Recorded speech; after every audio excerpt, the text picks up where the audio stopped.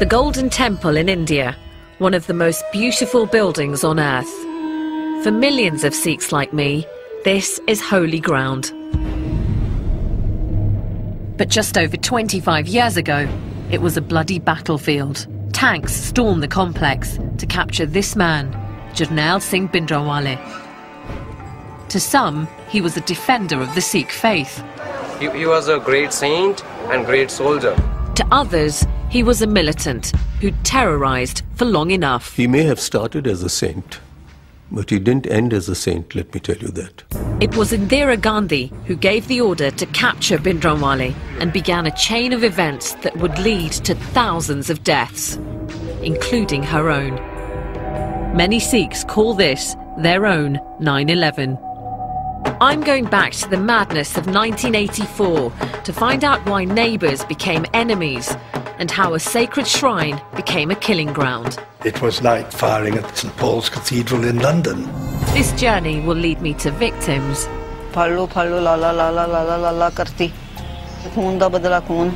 and heroes. I feel proud that I have saved one life. And will make me see my own faith in a new way.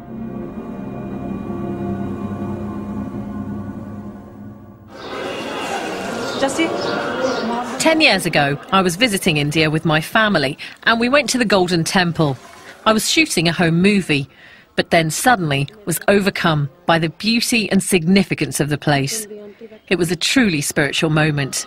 Oh, wow. So overwhelming, I had to stop filming.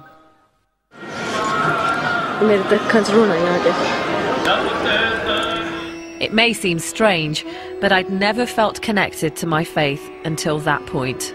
It was no longer a place I had to visit. It was a place I needed to visit. Violent clashes have broken out. I'm a presenter. I'm not a baptised Sikh, which means that I cut my hair and don't adhere to the religious dress code. But since that visit to the Golden Temple, I've wanted to learn more about the faith I was born into.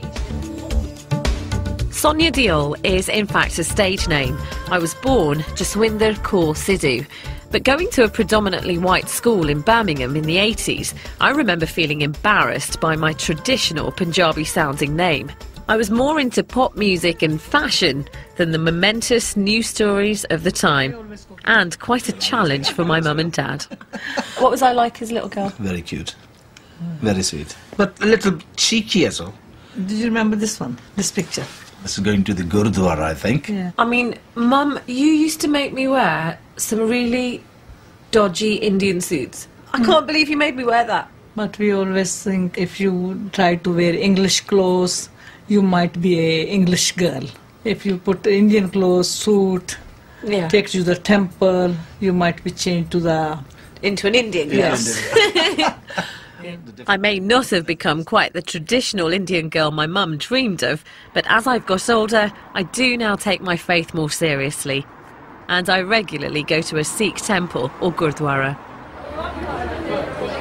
So this is my local place of worship. It's the Soho Road Gurdwara in Birmingham, and it's always busy. Lots of families coming here every day to worship. And the first thing you do when you come into a Sikh temple is to remove your shoes. Sikhs are followers of 10 enlightened leaders called gurus. The first, Guru Nanak, taught that there is only one God and that men and women are equal. He stressed the importance of service to the wider community, so each Gurdwara has a free kitchen that anyone can enjoy. I've even seen Irish builders having their lunch break in here. The focus of any Gurdwara is the Holy Scriptures, or Guru Granth Sahib. We believe that this is not a book, but the definitive words of the Gurus. I know I'm biased, but my experience is that Sikhs work hard, often unnoticed, for whatever community they're part of. That's why these scenes from 1984 are so shocking. The whole of the front of it has been knocked out. There's rubble piled everywhere. You can only go into one. Because the Golden Temple is the symbol of Sikhism, millions around the world saw the army action quite simply as an assault on their faith. I don't understand why this attack took place and the tragic events that followed afterwards. For me, I think this journey is going to be an emotional one, at times a painful one, and I know it's going to teach me something about my own identity as a Sikh and how I'm going to cope with that. I don't know.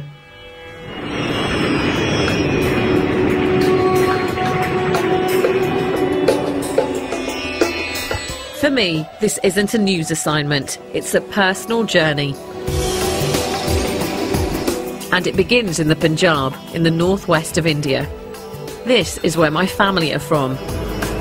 And although I've only been here a few times, it feels good to be back. This isn't going to make sense to some people. I was born and brought up in England, and yet I feel such a sense of connection and a real sense of belonging every time I come here. Just looking out, it's a really warm feeling. I feel very blessed to have two cultures that I take so much from. To understand the events of 1984, I need to find out more about the man at the heart of the story, Jarnail Singh Bhindranwale. He was born in a violent year, 1947, the year of partition, when the Punjab was divided between India and the new nation of Pakistan. At the age of 13, Jarnail Singh was sent to a religious school in the Punjab countryside, and it was there that a dramatic transformation took place. I'm off now to the school to find out why this young boy turned into such a fiery, inspirational leader. The school, called the Dandami Taksal, is a deeply religious place. So I've changed out of my Western clothes into a traditional Punjabi outfit. I must admit to feeling rather nervous about being here. This is a strict male-dominated community, and they may not approve of a Sikh woman with cut hair like mine. The Taksal is the place to go if you want to become a priest or preacher. The boys have a strict daily regime of prayer, exercise, but most important of all, learning the scriptures by heart. Sarjeet Singh Sodhi was a teacher at the Taksal when Bhindranwale joined in the mid-1960s. ਤੁਸੀਂ ਮੈਨੂੰ ਦੱਸੋ ਭਿੰਡਰਾਂਵਾਲੇ ਕੀ ਦੂਜੇ ਬੱਚਿਆਂ ਤੋਂ ਵੱਖਰੇ ਲੱਗਦੇ ਸੀ ਤੁਹਾਨੂੰ? ਲੱਗਦੇ ਸੀ ਉਹ ਸ਼ਾਂਤ ਰਹਿੰਦੇ ਸੀਗੇ ਤੇ ਬਾਣੀ ਪੜ੍ਹਦੇ ਰਹਿੰਦੇ ਸੀਗੇ ਜ਼ਿਆਦਾ ਦੂਜੇ ਬੱਚਿਆਂ ਨੂੰ ਬਾਣੀ ਵੱਧ ਪੜ੍ਹਦੇ ਸੀਗੇ ਤੇ ਆਪਣੇ ਧਰਮ ਬਾਰੇ ਉਹ ਕਿਸੇ ਦੀ ਗੱਲ ਬਰਦਾਸ਼ਤ ਨਹੀਂ ਸੀ ਕਰਦੇ ਜੇ ਕੋਈ ਧਰਮ ਤੋਂ ਉਲਟ ਗੱਲ ਕਰੇ ਨਾ ਉਹ ਬਰਦਾਸ਼ਤ ਨਹੀਂ ਸੀ ਕਰਦੇ ਉਹਨੂੰ ਉਹ ਗੁੱਸੇ ਨਾਲ ਵੀ ਕਹਿੰਦੇ ਸੀ ਵੀ ਜੇ ਕੁਝ ਕਿ ਨਾਰਾਜ਼ਗੀ ਨਾਲ ਵੀ ਨਹੀਂ ਸੀ ਸਮਝਦਾ ਫਿਰ ਉਹਦੇ ਨਾਲ ਬੋਲਣਾ ਛੱਡ ਦਿੰਦੇ ਸੀ ਬੈਠਣਾ ਉੱਠਣਾ ਬੋਲਣਾ ਚੱਲਣਾ ਛੱਡ ਦਿੰਦੇ ਸੀ ਹਾਂਜੀ Bhindranwale was clearly a passionate student whose determination and devotion would mean that in 1977, aged only 30, he would become head of the Taksal. The boys today have more modest ambitions. The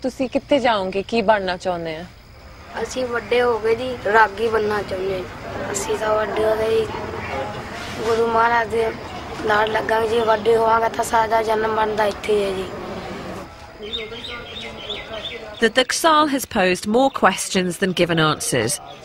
The Bhindranwale I heard about was someone who, if he disagreed with your religious views, would at worst just ignore you.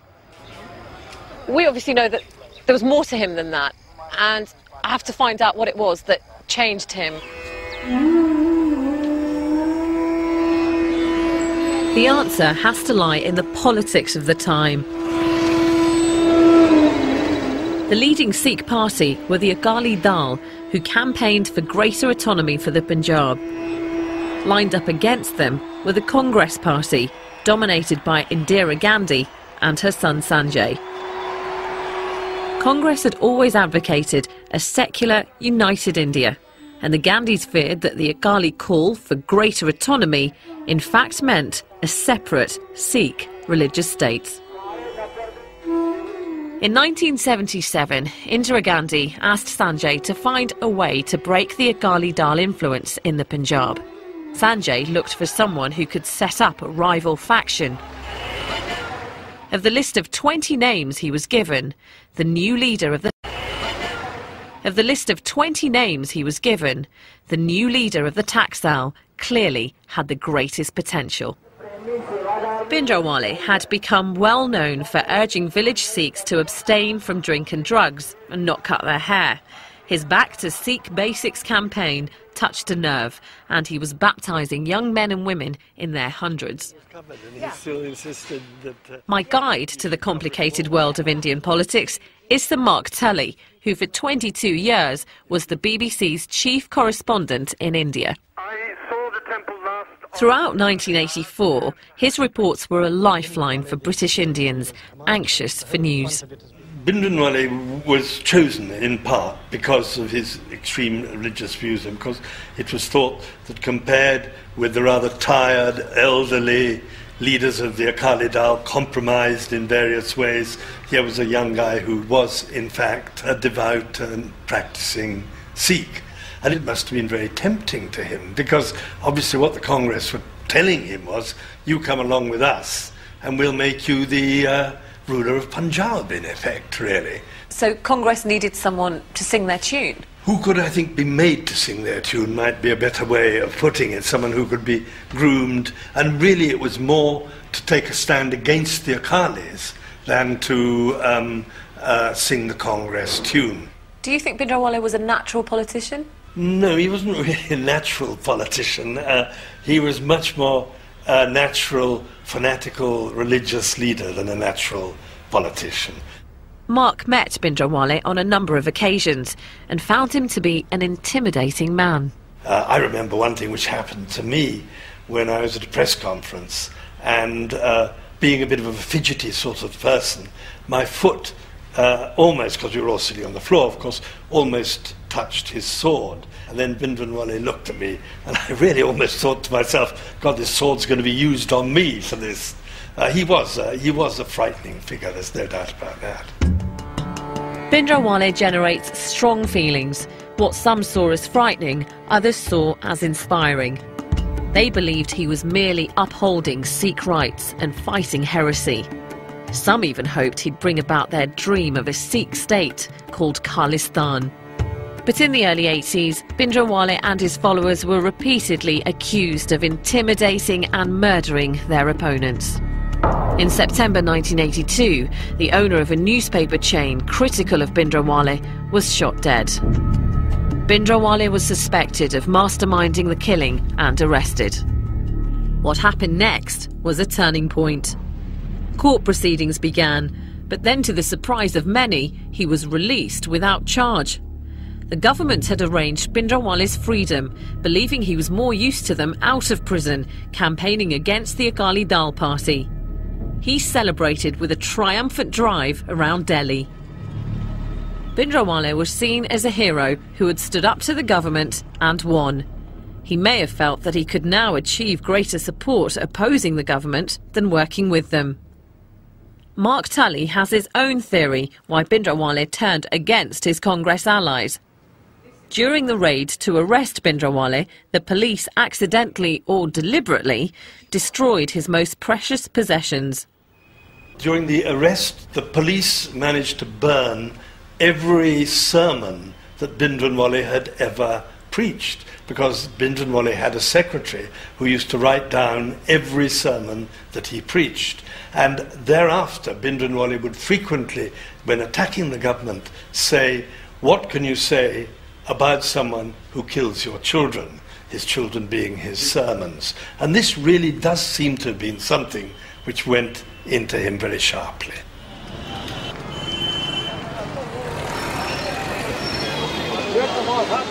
In June 1982, Bhindranwale and a group of his followers moved into part of the Golden Temple complex.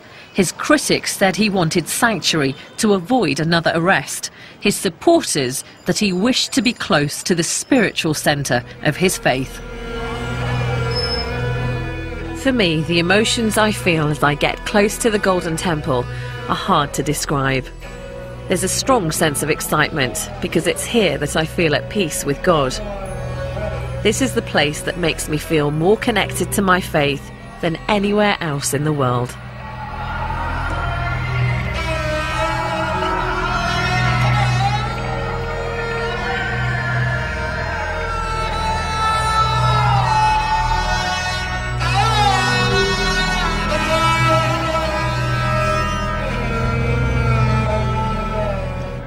is the Golden Temple, or Darbar Sahib as Sikhs know it.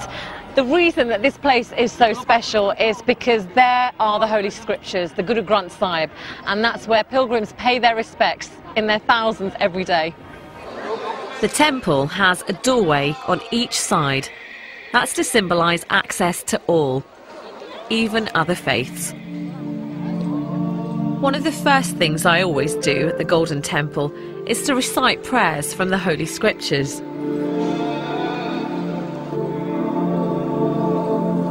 Although I'm surrounded by thousands of pilgrims, nothing distracts me.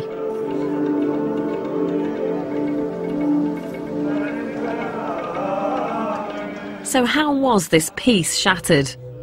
How did the 1984 attack happen? In the early 80s, the Punjab was caught in a spiral of violence, provoked mainly, it's alleged, by Bhindranwale's supporters stirring up communal hatred in their fight against the Hindu Raj. Sikhs and Hindus desecrated each other's temples. Buses were hijacked and the Hindu passengers separated from Sikhs and then shot. When the police searched for militants, there were often what they termed encounters, but what others called the killings of Sikhs. This merely strengthened Bhindranwale's cause. Meanwhile, his status grew. Pilgrims to Amritsar were leaving their offerings at Bhindranwale's feet rather than at the Golden Temple. Children were brought to him to be blessed. In November 1983, in a deeply symbolic move, he transferred his headquarters into the Akal Takht, the centre of Sikh political power. As far as the government was concerned, Bhindranwale was out of control. Rajiv Gandhi, now the rising star of the Congress Party after the death of his brother Sanjay, called for him to be expelled from the Golden Temple. Tell him to come and try, was Bhindranwale's reply.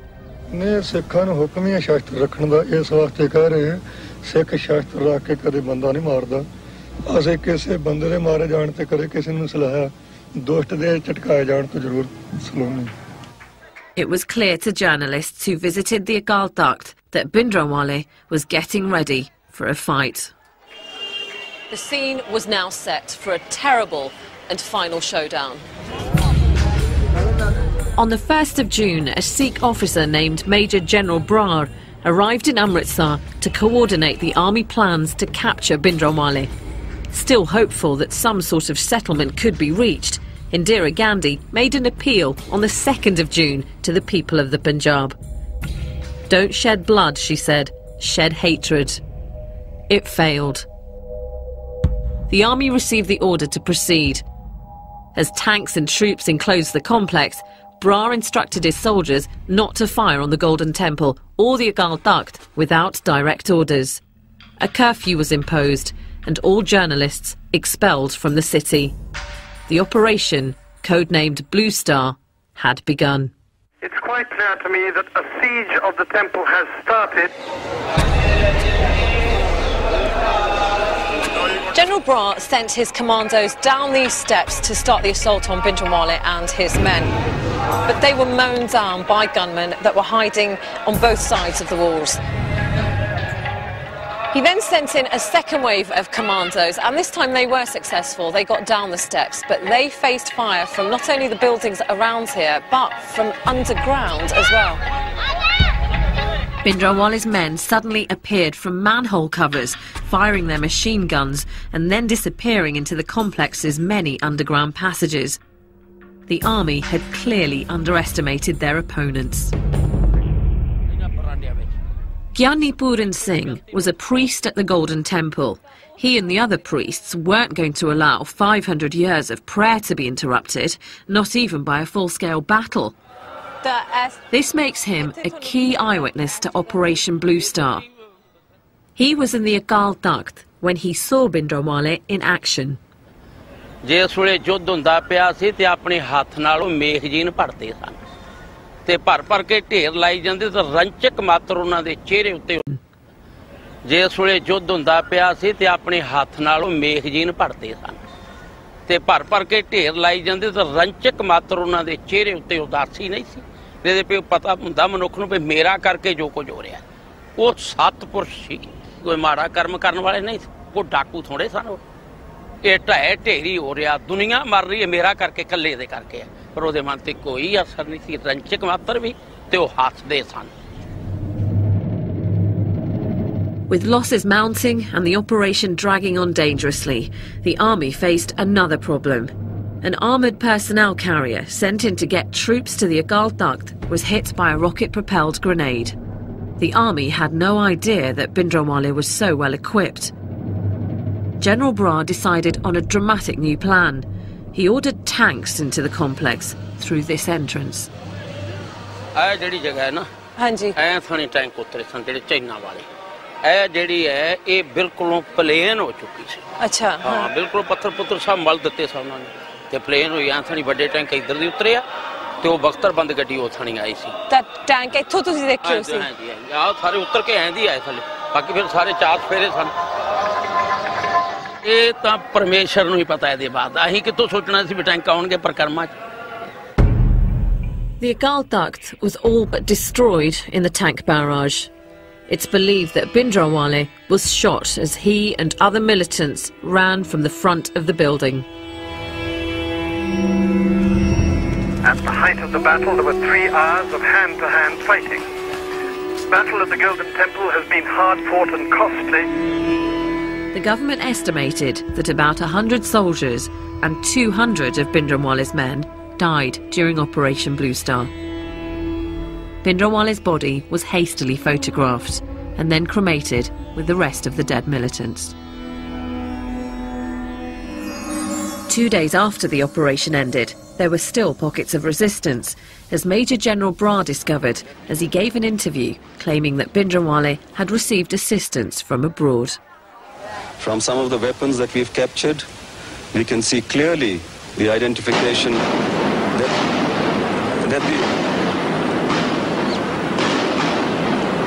we can clearly establish that these weapons have been obtained from China or Pakistan. But there's another side to Operation Blue Star. It's the story of those caught in the crossfire. When the attack happened, these men, all from the same village, were in the temple complex along with their families and hundreds of other pilgrims to celebrate the anniversary of the martyrdom of the temple's founder. In the early hours of the 6th of June, these men claim the army stormed their hostel looking for Bhindranwale's men.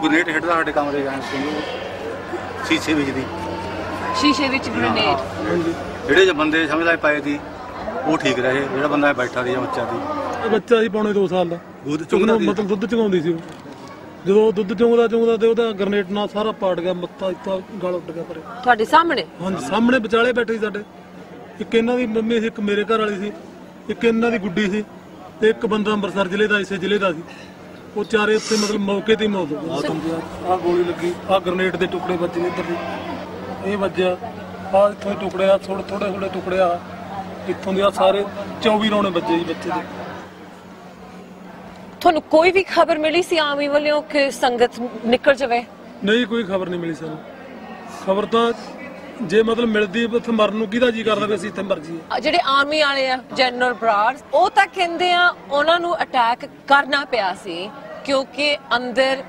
ਅਤਵਾਦੀ ਸੀ ਅਸੀਂ ਤਾਂ ਕੀ ਸੋਚਦੇ ਸੀ ਨਾ ਤਾਂ ਸਾਨੂੰ ਅਸੀਂ ਅਤਵਾਦੀ ਦੇਖਿਆ ਕੋਈ ਨਾ ਅਸੀਂ ਭਿੰਡਰਾਲਾ ਦੇਖਿਆ ਨਾ ਇਹਦੇ ਬਾਰੇ ਹੁਣ ਅਸੀਂ ਕੁਝ ਕੀ ਕਹਿ ਸਕਦੇ ਅਸੀਂ ਤਾਂ ਆਪਣੀਆਂ ਜਾਨਾਂ ਦੀ ਸਿਰ ਬਣੀ ਦੀ ਵੀ ਆਪਦੀ ਜਾਨ ਬਚ ਜਿਹੜੀ ਜਨਤਾ ਦਾ ਨੁਕਸਾਨ ਕਰਿਆ ਇਹ ਕੱਲੇ ਭਿੰਡਰਾਂ ਦੇ ਖਾਤਰ ਫਿਰ ਇੰਨੀ ਪਬਲਿਕ ਦਾ ਤਾਂ ਕੋਈ ਫਾਇਦਾ ਹਾਸਲ ਨਹੀਂ ਦੀ It's hard to get any accurate figures of how many pilgrims died. Maybe it's better not to know. This has been a hard day, talking to the eyewitnesses and picturing the battle in this sacred place. But now I need to hear an account of Operation Blue Star from a very different perspective. I'm waiting for the man who's at the heart of this story, Major General Brar. Because of the controversial decisions he took, he's needed police protection for over 25 years. We've had to keep the details of our meeting secret. I've done many interviews in my career, but none have felt quite so personal. First, I want to know how he copes with the constant threats to his life. It doesn't feel good, but what can you do about it? I got a call from my son who was in America some years ago, 2 years ago, to say that please go onto the net and open up a site. And there, as you open the website, they said, our #1 enemy of the Sikhs today is General Kuldeep Singh Brar. There have been 6 assassination attempts on his life, which have not succeeded, but the 7th one will. So those of you who are in favor of joining in for this, click here. Are you scared? I'm not scared. There must be some fear.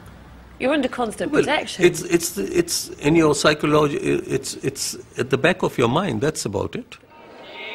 The timing of Operation Blue Star outraged many Sikhs. It was launched during an important religious festival. The complex was full of pilgrims like those I met. Many were killed. Why did the army go in at such a sensitive time? The orders given were, please go in as soon as possible because things have gone to a very serious state. Bhindranwale is in total command of the situation, and the longer we allow this to happen, the more difficult it will be later on to curb it. It has nothing to do with any religious sentiments. And the question is that if pilgrims were inside, we lifted the curfew on the 3rd night to allow them to come out, those who wanted to come out. Many came out. But what about the eyewitnesses that said they didn't hear any of the announcements?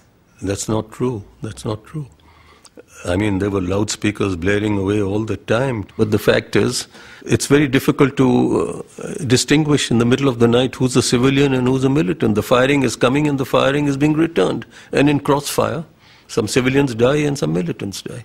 It's not easy to differentiate. Why go in when you know there are pilgrims inside?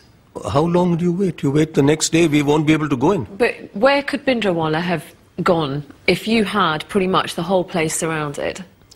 No, it was not only a question of having the whole place surrounded. We would get surrounded in the next 24 hours. After all, how long can you keep this away from this news from travelling to the hinterland of Punjab? You'd have had thousands and millions of Sikhs with spears, guns, everything rushing to Amritsar, and that would be a very sad situation for a man in uniform. So you went in at that point for the safety of your own army? Not only the safety of our army, we had to accomplish the task. If we don't go in, forget the safety of the army, the task isn't going to get accomplished. But what about your responsibility to make moral decisions? This is the holiest, this is the centre of the Sikh faith. Oh, but I'm very sad to tell you that it was no longer holy and sacrosanct. So if you're saying that morally we should have thought differently, what about those people who were inside? Was there any sanctity left inside the Golden Temple? Where's the morality of the people who were building bunkers in there and storing ammunition? I'm sorry, I have to disagree with you. What do you say to those people who see Bhindranwale as a saint, actually not a terrorist? He may have started as a saint, but he didn't end as a saint, let me tell you that. There was nothing saintliness about him at the time of Operation Blue Star. In the chaos of battle, the Golden Temple was hit and the sacred scriptures, the Guru Granth Sahib, was struck by a bullet. The Akal Takht all but destroyed. Did he accept any responsibility for the damage done? The responsibility is collective for whatever damage did take place, but the point is, the damage could have been much more severe, but the army held back their weapons at that stage.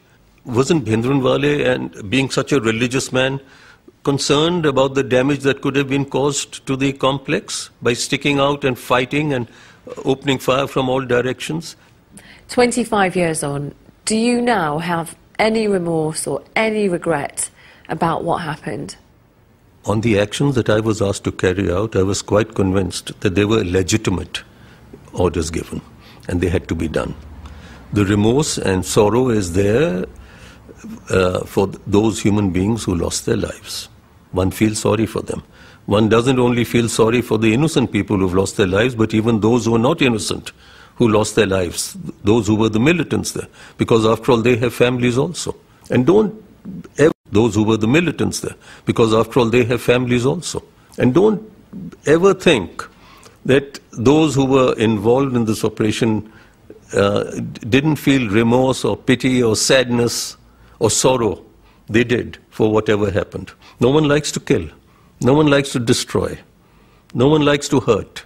What impact has this had on you personally? It is an enormous impact.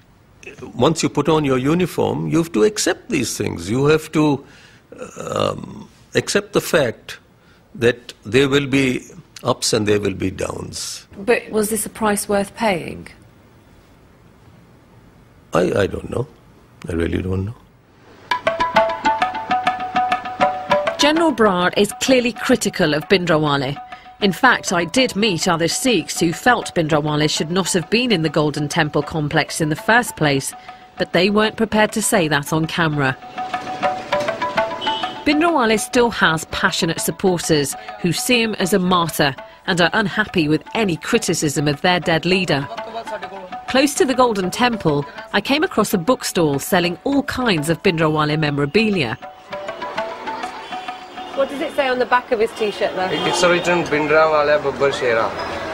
How old are you? I'm 18. 18. And is Bhindranwale a hero for you? Yeah.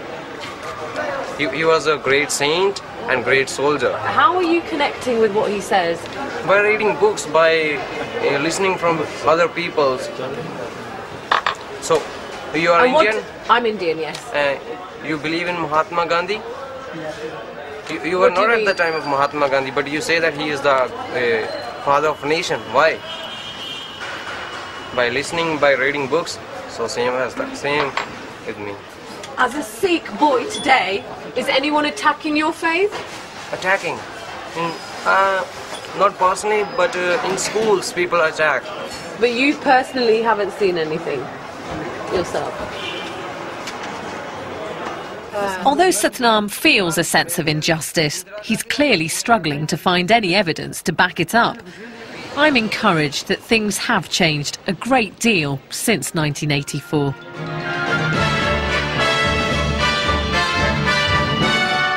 Swords of protest in London. The Sikhs show their anger over Amritsar. The assault on the Golden Temple stunned India and the world. In Britain, there were large demonstrations denouncing Mrs. Gandhi. Several effigies of the Indian Prime Minister attracted the full force of the demonstrators' fury. A community that had been almost invisible was suddenly on the streets and making headlines. I have vague memories of seeing these scenes as an 11-year-old. Then they confused me. Now I understand them. In Amritsar, the military action may have ended, but the tragic story of 1984 was far from over. A few weeks after Operation Blue Star, a policeman called Beyant Singh brought his family to the Golden Temple, and he was so shocked by what he saw that he became withdrawn and more devout. The significance of this is that Beyant Singh was Indira Gandhi's personal bodyguard. Beyant Singh had travelled with the Prime Minister around the world and was one of the most trusted members of her security team. But the events of June so outraged him that he began to plan Indira Gandhi's assassination. Although his superiors knew nothing of the plot, they were still nervous about having Sikhs so close to the Prime Minister, so they were moved from her protection team. Mrs. Gandhi strongly opposed the change, and so Sikh guards remained on duty. Do you now fear for your own personal safety? Well, I've lived with danger all my life, and I think I've had a pretty full life, and it makes no difference whether you die in bed or you die standing up.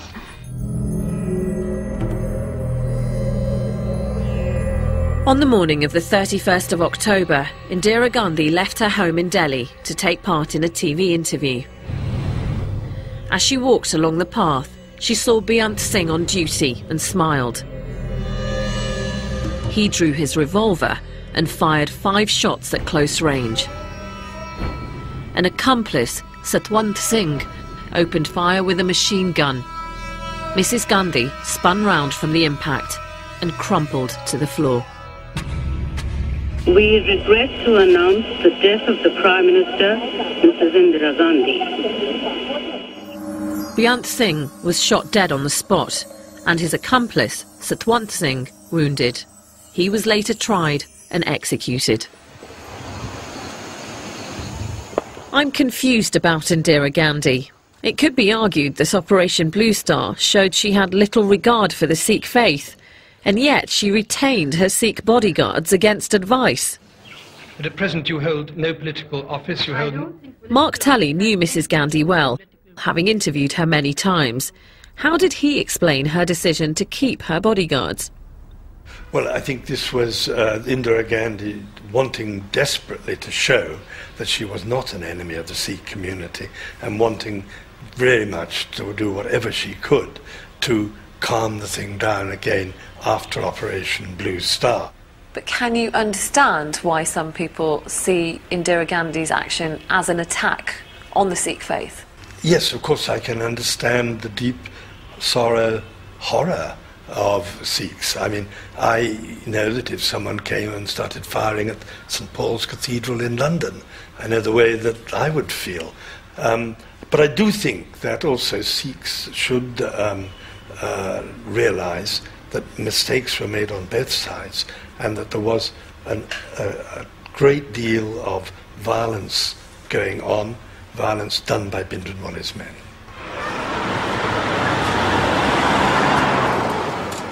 In 1948, when Mahatma Gandhi was assassinated, India was stunned. But the fact that the killer was one of their own meant there wasn't a violent reaction from Hindus. But in '84, when the news quickly emerged that Indira Gandhi's killers were Sikh, the world held its breath. How would Hindus now respond? As Mrs Gandhi lay dead in a Delhi hospital, a married couple called Gurmeet Singh and Mahinder Kaur set off by train from the Punjab with their baby daughter to start a new life in Mumbai. They carried with them all their possessions and ambitious hopes for the future. They had no idea that Mrs Gandhi had been assassinated and were heading straight for trouble. Train te jadon tusi chade si bahut khush hone बहुत खुश सीगे ਉੱਥੇ ਅੰਮ੍ਰਿਤਸਰ ਸਾਨੂੰ ਸਾਡੇ ਰਿਸ਼ਤੇਦਾਰ ਵੀ ਮਿਲ ਗਏ ਬੜੇ ਖੁਸ਼-ਖੁਸ਼ ਅਸੀਂ ਕਿ ਰੇਲਵੇ 'ਚ ਬੈਠੇ ਤੇ ਰਸਤੇ ਦੇ ਵਿੱਚ ਦੇਸ਼ ਪਲਟ ਗਿਆ ਆ ਫੋਟੋ ਆ ਮੇਰਾ ਹਸਬੈਂਡ ट्रेन तो ਚੜ੍ਹਨ ਤੇ ਇੱਕ ਦਿਨ ਪਹਿਲਾਂ 31 ਅਕਤੂਬਰ ਨੂੰ ਖਿੱਚੀ ਗਈ ਸੀ ਬਹੁਤ ਹੀ ਚੰਗੇ ਸੀ ਹਸਬੈਂਡ ਮੇਰੇ ਮੈਂ ਉਹਨਾਂ ਦੀ ਸਿਫਤ ਕਰ ਹੀ ਨਹੀਂ ਸਕਦੀ ਕਿ ਇੰਨਾ ਚੰਗੇ ਲੱਗਦੇ ਸੀ ਮੈਨੂੰ After 7 hours, the train stopped at a station outside Delhi. Suddenly, a mob surrounded them and surged into the carriage. Follow follow ਲਾਲਾ ਲਾਲਾ ਲਾਲਾ ਲਾਲਾ ਕਰਤੀ ਕੀ ਕਹਿੰਦੇ ਸੀ ਵੀ ਸਿੱਖਾਂ ਨੇ ਸਾਡੀ ਮਾਂ ਮਾਰਤੀ ਹੈ ਖੂਨ ਦਾ ਬਦਲਾ ਖੂਨ ਇਹਨਾਂ ਨੇ ਪਗੜੀ ਵੱਧੀ ਸੀਗੀ ਸਿੱਖ ਸੀਗੇ ਤੇ ਸੀਟ ਤੇ ਬਸ ਬੈਠਿਆਂ ਦੇ ਉਹਨਾਂ ਨੇ ਸਰੀਆ ਮਾਰਿਆ ਸਿਰ 'ਚ ਖੂਨ ਵਗਣ ਲੱਗ ਗਿਆ ਸਿਰ ਦੇ ਵਿੱਚੋਂ ਖੂਨ ਜਾਣ ਲੱਗ ਗਿਆ ਕਹਿੰਦਾ ਵੀ ਮੈਂ ਤੇ ਮਹਿੰਦਰ ਕੋਲ ਹੁਣ ਤੇਰੇ ਨਾਲ ਕੋਈ ਘਰ ਦੀ ਗੱਲ ਨਹੀਂ ਕੀਤੀ ਤੇ ਪਰ ਬਚਣਾ ਨਹੀਂ ਮੈਂ ਹੈਗਾ ਅਸੀਂ ਵੜ ਕੇ ਜਿੱਥੇ ਆਪਣੀ ਸੀਟਾਂ ਨੇ ਗੱਡੀ ਦੀ ਸੀਟ ਦੇ ਥੱਲੇ ਲੰਮਾ ਪਾਇਆ ਉਹ ਬਾਅਦ 'ਚ ਫਿਰ ਸਮਾਨ ਲੁੱਟਣ ਆਏ ਆ ਤੇ ਉਹਨਾਂ ਨੇ ਫਿਰ ਲੈ ਗਏ ਸਾਡੇ ਕੋਲ ਖੋਹ ਕੇ ਲੈ ਗਏ ਅਸੀਂ ਖੋਹਨੇ ਆ ਵੀ ਅਸੀਂ ਰੋਂਦੇ ਆ ਖਪਦੇ ਆ ਖੋਹਨੇ ਆ ਵੀ ਨਹੀਂ ਅਸੀਂ ਦੇਣਾ One Sikh mother in Mahinder's carriage saved her son's life by quickly tying his long hair into plaits so the mob would think that he was a girl. But the mob were not fooled by Mahinder's attempts to hide Gurmeet between the seats. They dragged him onto the platform. ਉੱਪਰ ਲੰਮੇ ਪੈਂਦੇ ਪਏ ਨਹੀਂ ਦੇਣਾ ਹੈਗਾ ਸਾਡੇ ਕੋਲ ਲੈ ਗਏ ਨਹੀਂ ਦੂਰ ਅਸੀਂ ਜਲਦੀ ਵੇਖੇ ਨੇ ਤੇ ਫਿਰ ਜਲਦੀ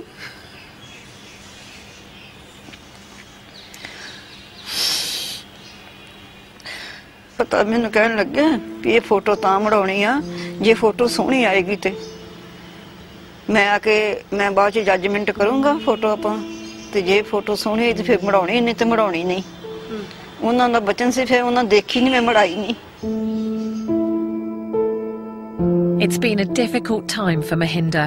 Since 1984, she's raised her daughter alone. But recently, after a long battle,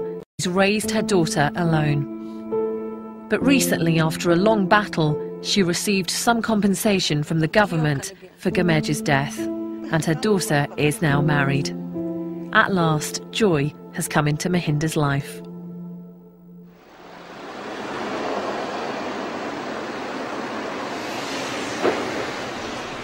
Can you just tell us where we're going? To try and understand how the terrible violence began, I'm with Ashok Vahi, a news photographer based in New Delhi. In 1984, he was at the hospital where Indira Gandhi was taken to get shots of the crowd outside. But then he came across a very different story. Firstly, it was not allowed to go inside the hospital. Then one of the hospital security has come. He knows me. Then he said, hey, listen, you can have a very good picture that some of the sick boys, young boys, are inside the casualty. Emergency. I went inside, immediately I made my camera and took one, two shot took. What Ashok had discovered was a group of terrified young men, beaten and robbed of their turbans. News had got out that Mrs. Gandhi's killers were Sikhs, and a mob was out for revenge. Is that blood on his shirt? Yeah, that is blood. Now you can see their faces. See this boy. See their eyes. How they feel. If we go out, huge crowd is there, they will be again attacked by public.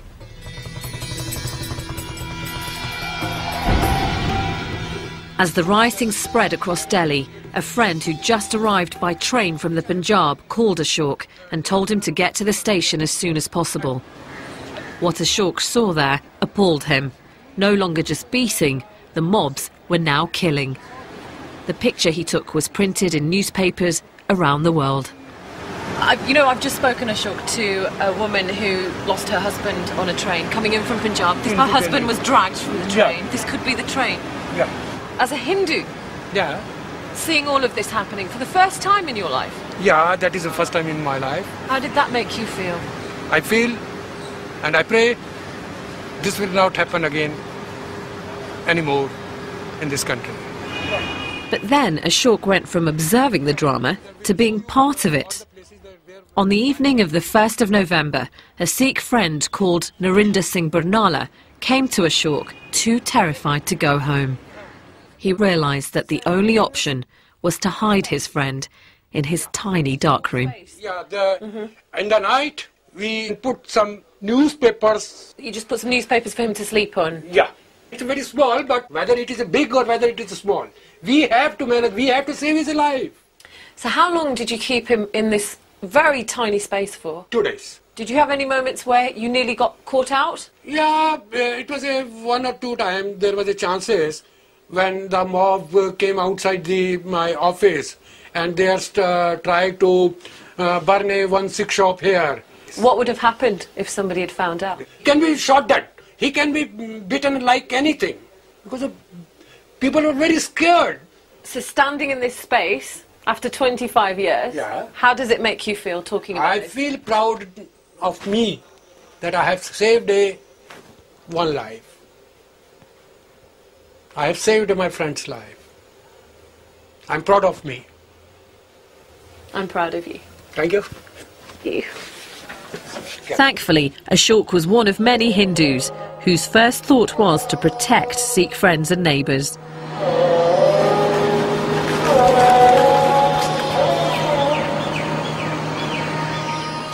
The attacks didn't just happen in central Delhi, where Ashok was. The mobs wanted to kill in greater numbers, so they headed to the outskirts of Delhi, areas like Trilokpuri and Mongolpuri. That's where the Sikh communities lived. Almost every family has a story of murder, burning and beating. He was burned alive in the garage along with the car. At their local Gurdwara, I met 3 men who'd all lost loved ones. Inside is a painting depicting the horrors of the mob violence. The local Sikh community had described their ordeal to a painter, and slowly a macabre picture was created.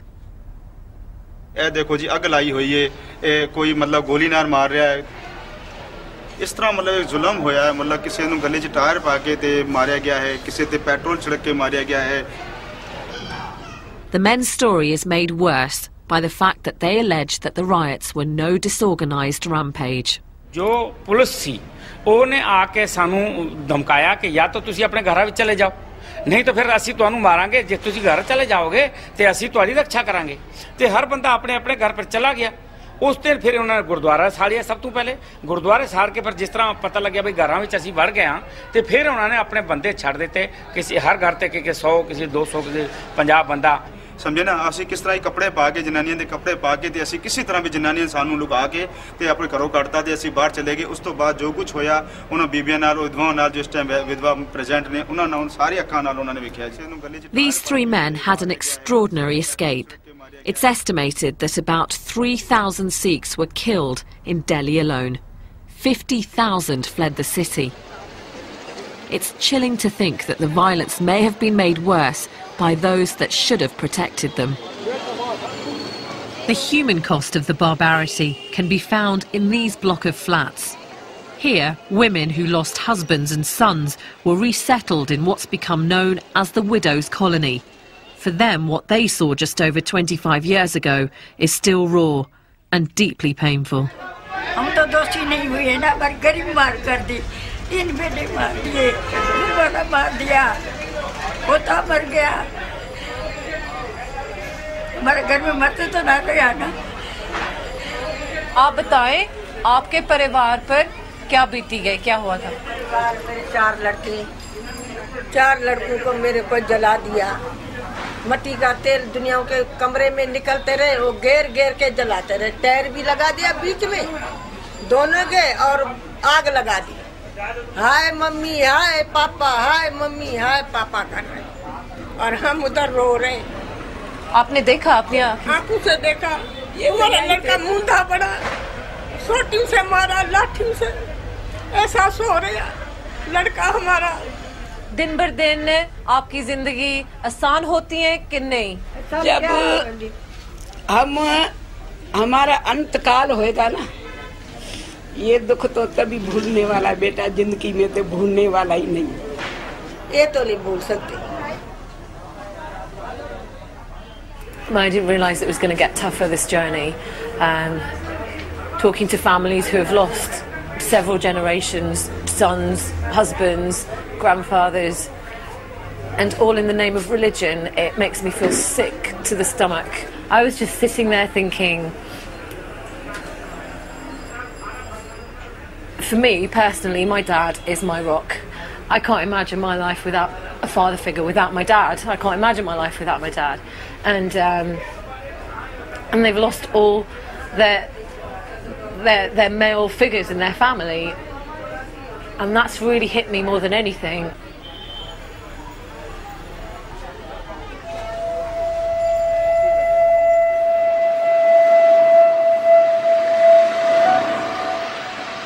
The tragic events of 1984 haven't been forgotten in Delhi. I've been told of a simple ceremony taking place that marks the year in a practical and moving way. Hello, Sat Shri Akal. Harvinder Fulkar is a lawyer who's devoted most of his career to campaigning for justice for those who've lost relatives in the riots. He's behind a scheme to plant 25,000 trees right across Delhi. This is in memory of those who were killed in 1984, and so that their memory goes into the history. They will be remembered for the 100 years when these trees survive and they grow up. Feels like a very positive thing that we're doing here. Harvinder then invited me to plant a tree. I knew in whose memory I wanted to dedicate it. Well, thanks for letting me do this, because I'm doing this for Mahinder Kaur, whose husband was killed on a train, and all the other victims that I've met along this journey, really, for their strength. Put a special mark on this so that I recognise this when I come back. Thank you for allowing me to do that. Oh, you're most welcome.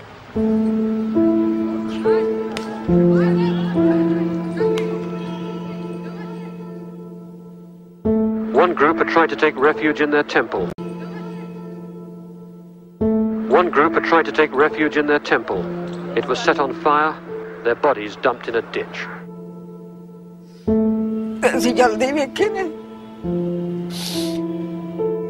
I have saved my friend's life. I'm proud of me.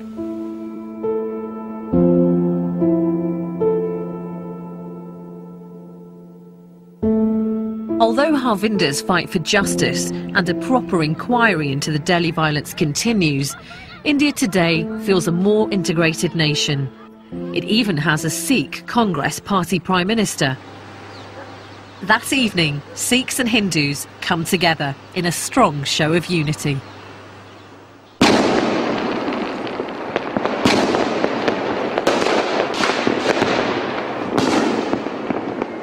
Pretty painful journey for me so far, but what's fantastic about this moment is that it's the festival of Diwali, which is the festival of light, celebrating the victory of good over evil, light over dark. All across Delhi, people were celebrating with the usual Indian disregard for health and safety. How much money have you spent on the fireworks? Few thousand rupees. Yeah? 10,000 rupees. This was the first party I came across, and to say that after 2 days of reflecting on mob violence it came as a relief would be an understatement. Who's going to share this with me? 2 families, one Hindu, one Sikh, enjoying the same festival. Politics and religion irrelevant. This is just one street.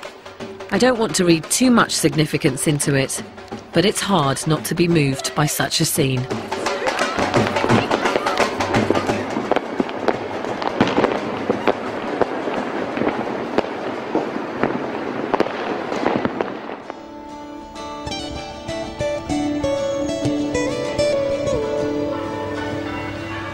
I've returned home to Britain to explore the importance of 84 to Sikhs here and to make some decisions of my own. In Britain, Sikhs watched helplessly as events unfolded in India. They demonstrated in their thousands and welcomed family members who fled the violence. Inderjeet Singh is one of the leaders of the British Sikh community. We protested, we wrote letters, we placed adverts in the daily newspapers. We did everything we could. It was reacting to the outrage that Sikhs wanted to demonstrate to the world. We are a minority. Please look at what's happening to our community. People came from all over the country, placards criticizing the Indian government and drawing attention to the wider world about what was happening. It was a very emotional affair. Over the course of time, what happened to that anger? Has it calmed down? Has it got stronger? Oh, none of us can be angry for too long. We do calm down, but sometimes the hurt remains. And in India, in this country, the hurt remained. But Inderjeet believes that despite the hurt, British Sikhs have moved on and discovered a renewed interest in their faith. Well, the events of 1984 made Sikhs examine their own religion. What is it? Why are we under attack? What are our teachings? You look again more closely at your religion at times like that. And when in looking closer and looking at the world around you, you realize that Sikh values, Sikh teachings have something very positive to offer. Emphasis on human rights and equality of all people, tolerance, real tolerance, respect for other religions. These things are very important in giving a sense of direction to life. So, in a sense, that is something positive that came out of the trauma of 1984.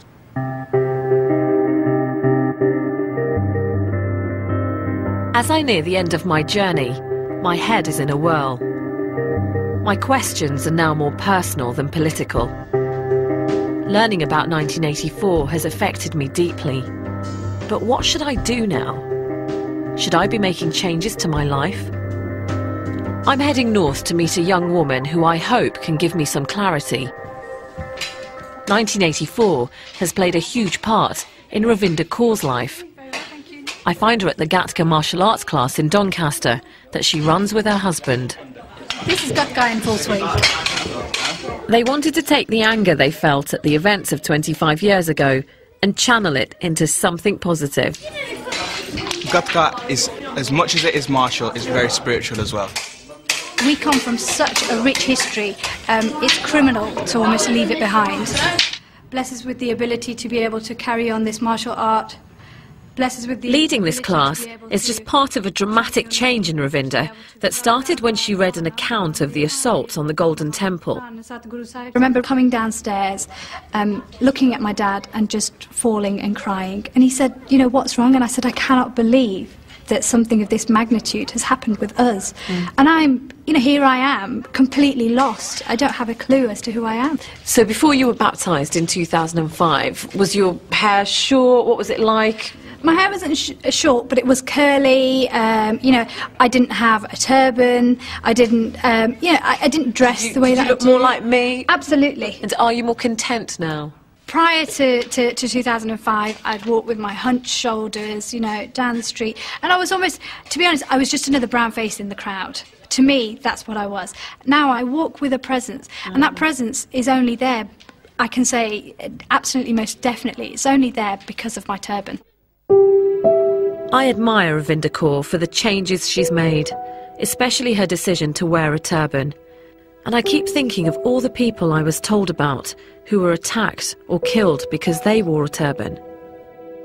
I've realised for the first time quite how important it is for a Sikh to be identified as a Sikh. And that's made me question how I look and practice my faith. If I'm honest, I'm a Sikh who's bending the rules to suit herself. I'm avoiding the tougher decisions. And even though I feel guilty, becoming baptised would be a huge challenge. Never being able to cut my hair would be very difficult for me to follow, especially as a woman living in the West doing the job that I do.